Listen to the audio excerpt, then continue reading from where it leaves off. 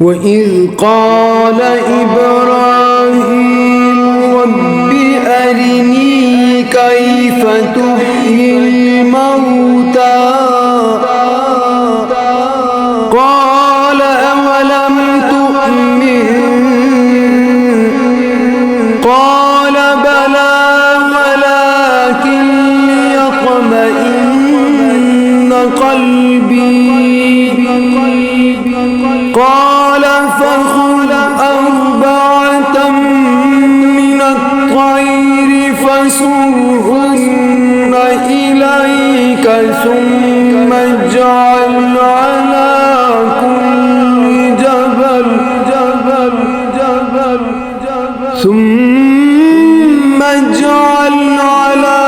كل جبل منهن جزءا